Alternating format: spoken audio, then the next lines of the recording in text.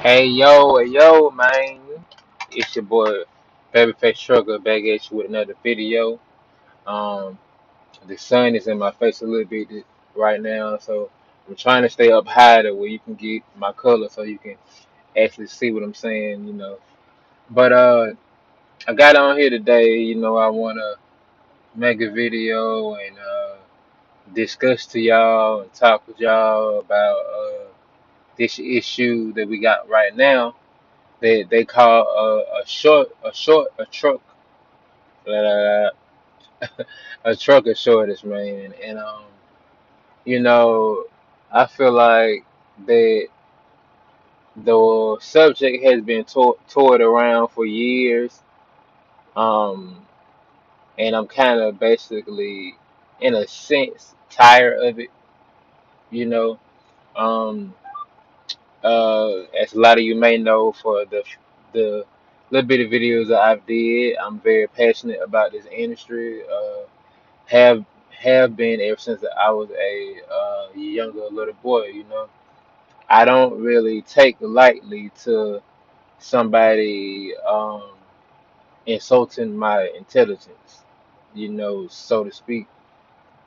And basically, what I mean by that is that me being in this industry for 5.5 years, around it my whole life, I know that the two reasons why people are leaving the trucking industry, and by the trucking industry, I'm talking about mainly the over the road sector of the trucking industry, is because of pay and home time. You know, we all know that it's companies out there starving drivers. We all know that it's drivers out there that they out for exact the company requirements is to be out a month, and when that month comes, you live in Alabama and they got you in Washington, you know, or they got you in California. My my granddaddy dealt with it a lot, even back in the '80s. Where he drove in the mid '80s, and you know his company had a little the companies he drove for had a little problem with that also. But I feel like that. I've been following trucking me myself ever since I was younger, and so I've read the newspaper. For also, y'all who want to know what's going on in the industry, and you wonder why I know a lot, you need to read the newspaper, The Trucker, I think it is. Get that; it has everything, all the updates from Congress, and everything else. But I remember being younger, and I used to go to the truck stop. Used to make my mama stop by the truck stop and get me the trucker and all the ad for the trucker jobs, books and all of that stuff. And I remember it was a conference, and I specifically remember the owner of Werner and a couple other companies. Basically, it was a conference to where the owner of Werner, Swift, and a couple of other companies, the owners stood on the stage and they had a conference, and they was trying to discuss the shortage in trucking. And I can't even remember being younger, sitting on that stage like they really think we stupid. You sitting on a stage trying to figure out why it's a shortage in trucking, and you haven't changed your pay for your drivers in years. That's what I mean about insulting our intelligence. You know what I'm saying? We know that the reason why people is leaving is because of home time and because of pay. Ain't nobody going for that. You got a family to take care of. Every time on this road needs to be spent getting your bread. That's it. Period. You know what I'm saying? So, you know, I just feel like that the trucker shortage is bull crap. Well, them coming up with a resolution is bull crap. But they already know why truckers leave. Every year Congress says that the percentage of truck drivers over the road is getting low, and two main Those reasons, plus you got the baby boomers who was out here like my granddaddy when he drove back in the 80s, the one from 60s, 70s. They're retiring. For one, a lot of them don't want to adapt to the electronic laws. They feel like they're a waste of time. It's taking their freedom from them. It's basically making them a work slave. Then two, they're just getting older, so it's about time to retire. They want to see their grandkids get older, uh, might have health problems, things like that. So you're in a constant fight because then you got the drivers every year who aren't eligible to drive anymore from accidents or from violations that make them not able to be hired anymore or whatever. So you have it's a multitude of things to consider when you're thinking about this subject. But to sit on the stage and say, I don't know why there's a shortage in trucking. Now I'm gonna run this to you. If you don't believe me, because some of y'all gonna say, that's just excuse. They just don't want to run. They want to go home. Okay. When I started Prime, I think I made like 37 cents a mile, right? And that was in 2014. I started Prime April of 2014, and that's what I was making. I think like 37 cents a mile at that time. My granddaddy back in the 80s made 28 cents a mile. Now, if you're a person who understands where I'm coming from right now, that was in the 80s. Do you know how cheap things were in the 80s? Whether it was fuel, food, cost of living, everything was cheaper. So you mean to tell me that the difference I got from my granddaddy over a lot of years from the mid 80s to 2014, I'm making 9 cent over what he was making back then. You know, some truckers you got to take the time to think instead of just believing everything that they're telling you. 9 cent from the mid 80s to 2014 when I first started. Do you not understand how bad that is? I've been told by older owner operators who have been doing it for a while. A lot of the rates that they have now is the rates that they had back then, and they was getting it back then because paper law books, the ability to run, plus the good rates. And back then, everything it remind you, economy is cheaper back then. So if you don't break these things down, you won't be able to think for yourself. You know, as truck drivers, we make it as a joke, but truthfully, they really, in a sense, think we're stupid. You see what I'm saying? The owner of Swift, the owner of Prime, the owner of whomever, and I'm not talking about these owners in any form of fashion, but it is what it is. They make millions of dollars off of our labor, right? And I mean, they deserve it. If they work hard enough, they build their company up. That's what they deserve. But you can't feed me lies. You see what I'm saying? And to sit there and tell me that you don't know why the trucking industry can't keep drivers, and every year the percentage of the average gets lower and lower because you got the new students who come, they get with these bad companies, these big name companies, and some of them just treat them so bad, making $300 a week, being gone for a month at a time, sometimes 2 and 3 months, making $300 a week. Now, I promise you, this is a true story. I started Prime, right? And at the time, my trainer's grandfather was ill. He had cancer, right? He had really bad cancer. And he stayed in Columbia, South Carolina. So he told me, he said, "Hey, Corey, do you mind sitting in the truck for 2 days? I want to go and visit my my grandfather, he's ill, and he could die at any moment now.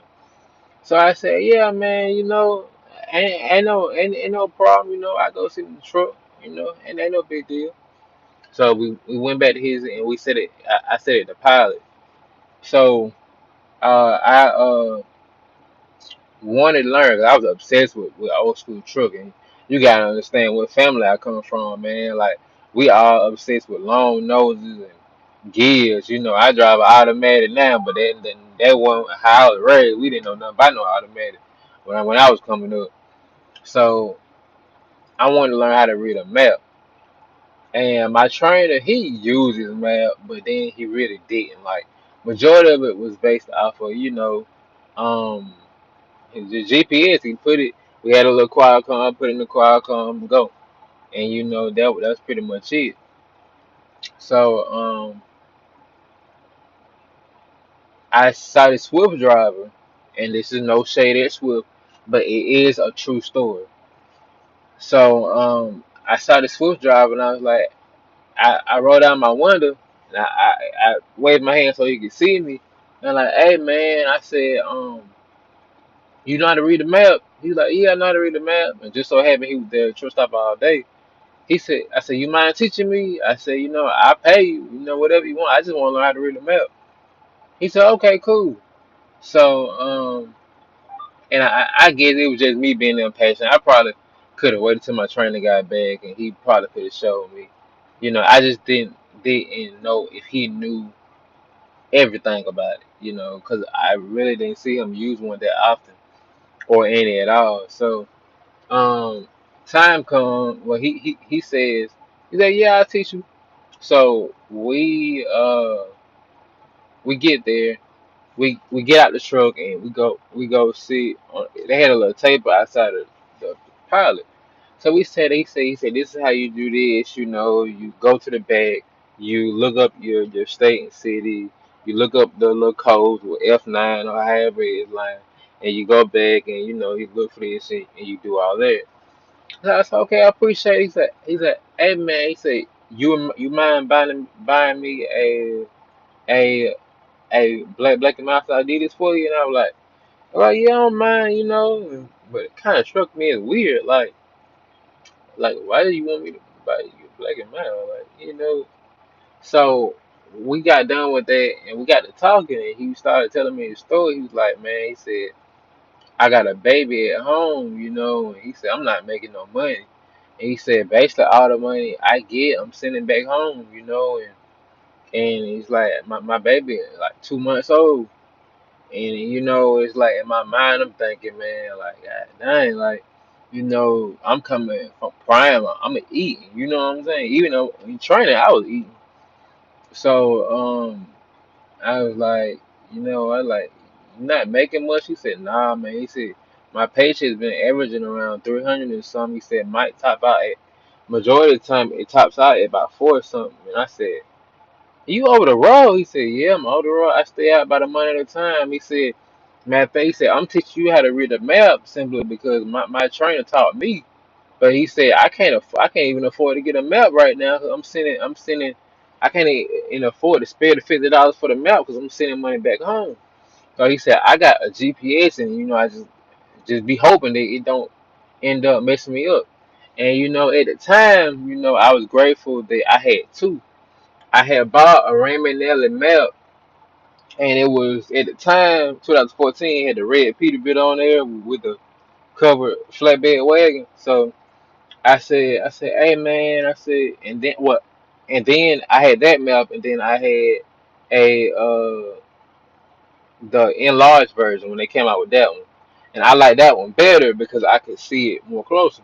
So I told him, I said, hey man, you could take this map. We went back to the truck. I gave him that map, and we sit there and talk for a while, and he was just telling me how it was hard on him, having it been gone so long, and taking up his money to be able to eat, then turn around and send money home. And I ended that conversation with telling him about Prime, because let's be honest, Prime pay us good to be brand new drivers. So I told him about that, and left that day I left with that understanding, like man, like these companies are out here doing these drivers wrong.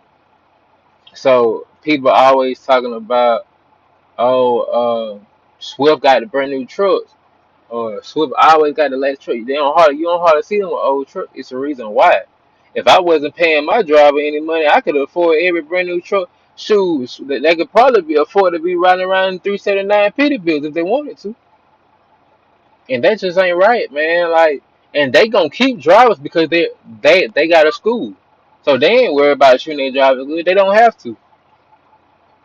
I remember at Prime, we had like 80 students coming in every Monday with the training program.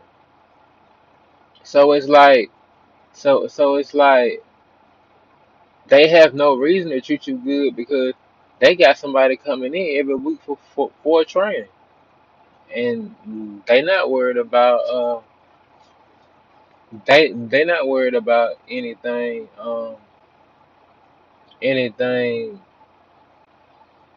Basically, they're not worried about giving you anything because they know that you probably gonna be there for a little while. You gonna leave. And they gonna replace some other person with you who don't have the knowledge. That's why I say do your research before you go to these companies. You know what I'm saying? If I came into I came into the game not wanting to work for Swift, not wanting to work for CR England because those were the two companies that I was told was bad. And I heard enough story from people to ended up knowing that that's something that I did not want to do. I was good on it. You know, I didn't have to work for them because I read all the forums, the what Trucker Truth and the other forums like that, and I knew that I didn't want to work for them. You know what I'm saying? So the reason this shortage is happening is because people not getting paid what they were. Then on top of that, they're not getting home, and they're not getting home on time. You know, so you know, and a lot of drivers going home. Let me tell you this. I got some advice from somebody one time, right? And it was a job. It was a local job, and they said that, "Hey man, this job is hiring. It's local. I mean, you're not gonna make as much as you make now, but I mean, you're home. I mean, you know, you really can't put a dollar on being home." And when they told me that, I just was thinking to myself, I'm like, I don't know what world you come from. Like where I come from, you know, and it's just not the try to act like, oh man, I come from churches, you know what I'm saying? I ain't with that.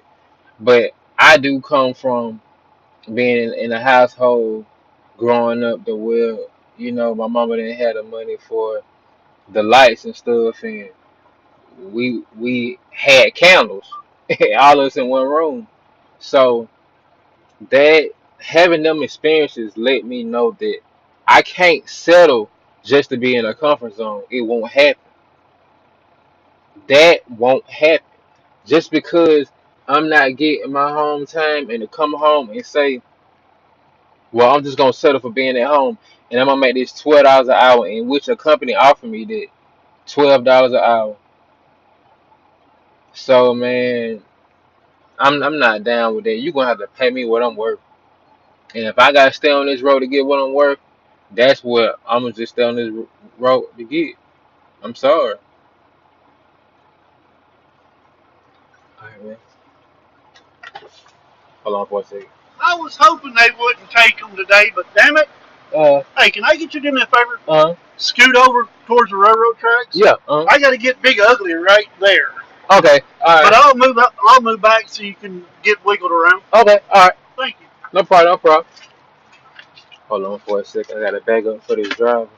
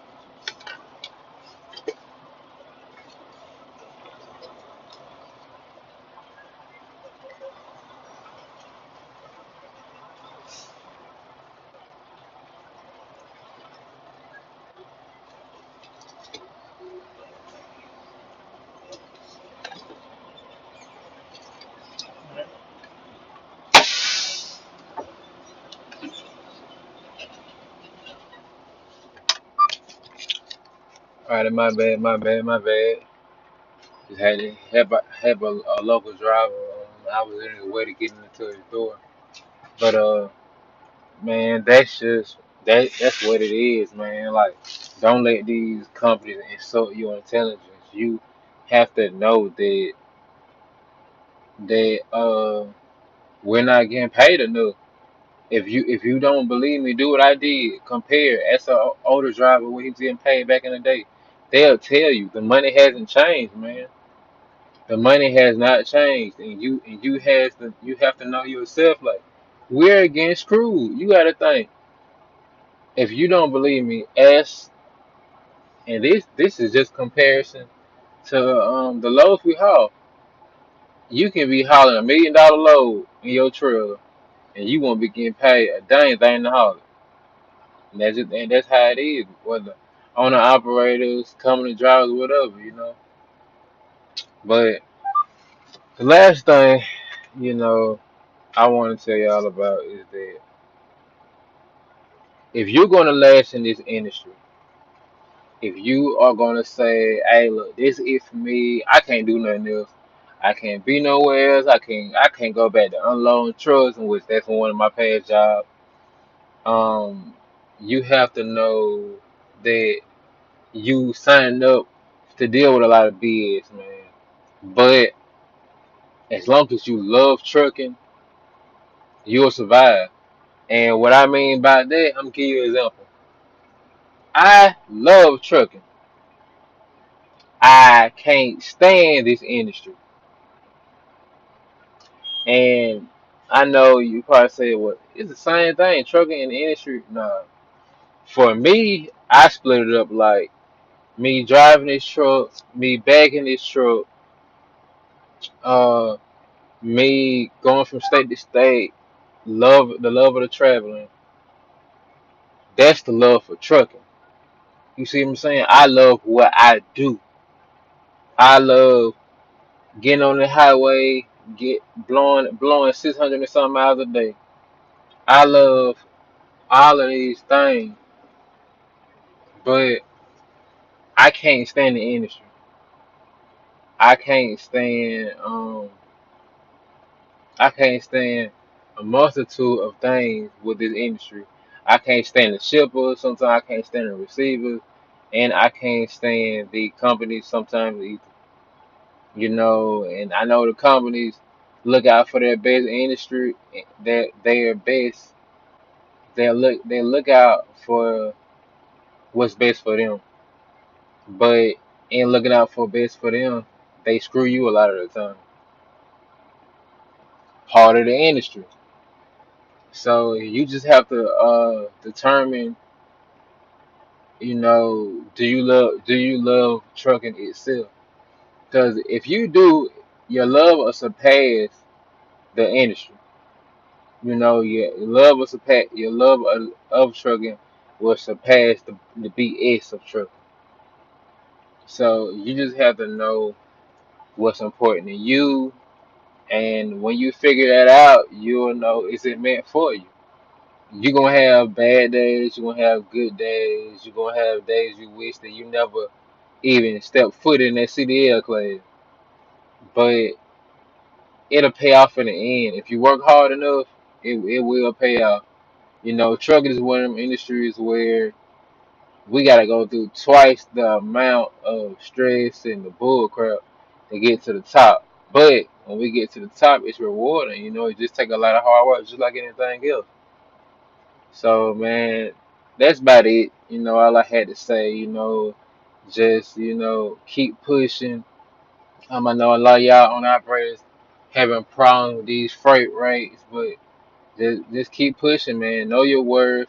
Keep striving. Keep hustling, and keep doing you. Trucking industry ain't gonna change. We can say we gonna strike, whatever, but we all know some truckers making some good money, and it just ain't gonna happen like that. You got and the ones that's struggling, they can't afford to strike and they can't afford to stop. But in the end, man, just stay true to you, keep pushing. That's about all I gotta say for today, man. Y'all have a good day, and I hope somebody learned something from this video, learn something you didn't know, and hopefully next time I can do the same.